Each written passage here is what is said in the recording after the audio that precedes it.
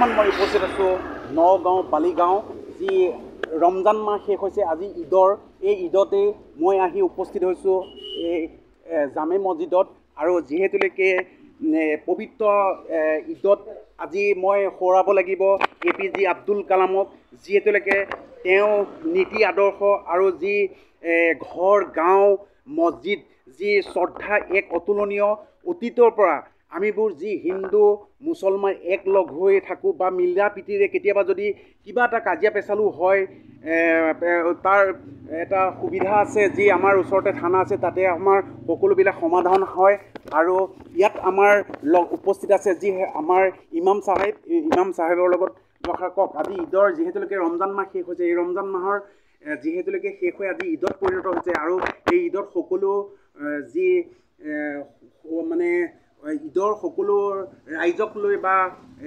কি ক'ব আপুনি সেই বিষয়ক লৈ? সৰ্বপ্ৰথমে মই অসমবাসী ৰাইজক ঈদৰ শুভেচ্ছা যাচিলোঁ, লগতে জগতদাকো ঈদৰ শুভেচ্ছা যাচিলোঁ। যিহেতু আমাৰ মছজিদটো হ'ল এই অঞ্চলৰ ভিতৰত সকলোৰে হিন্দু মুছলিমৰ মাজত শিখ ইছাই সকলোৰে মাজৰে মছজিদ হয়। আমাক সকলোকে এটা ভাতৃত্ববোধ বজাই ৰাখি আমি সকলোৱে মিল মহব্বতেৰে চলি আছোঁ আৰু আগলৈকে ইনশাআল্লাহ আল্লাহৰ হুকুমত চলি থাকিব। যিটো এটা আমাৰ মৰম চেনেহ আছে, ইয়াত কোনো আমাৰ ভেদাভেদ নাই।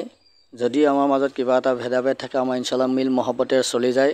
আৰু যিটো নীতি শিক্ষা আদৰ্শ যিটো APJ আব্দুল কালাম আজাদ আমাক শিক্ষা দি থৈ গৈছে এই শিক্ষা মোতাবেক যেতিয়া আমি চলিব পাৰোঁ বা তাৰ নীতি আদৰ্শ যেতিয়া আমি মানি যাব পাৰোঁ আৰু যেতিয়া আমি উচ্চ শিক্ষাই শিক্ষিত হৈ যাব পাৰোঁ তেতিয়া আমাৰ ভৱিষ্যত উজ্জ্বল কামনা হ'ব আৰু মই সকলো যুৱ প্ৰজন্মৰ উজ্জ্বল ভৱিষ্যত কামনা কৰিছোঁ। লগতে মই অসমবাসী সকলো গোটেই বিশ্বৰ পৃথিৱীৰ মানুহক মই এটা শান্তি বাৰ্তা দিব বিচাৰিছোঁ যাতে আমি সকলো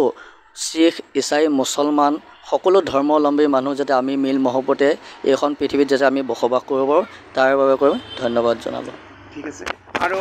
ইয়াতে মই যিহেতুলৈকে আজি ঈদ এই ঈদত আল্লাহৰ ওচৰত যিহেতুলৈকে সকলো যি গাঁওবাসী ৰাইজ কুশলে ৰাখক এই মই আল্লাহৰ ওচৰত কামনা কৰিছোঁ। ধন্যবাদ।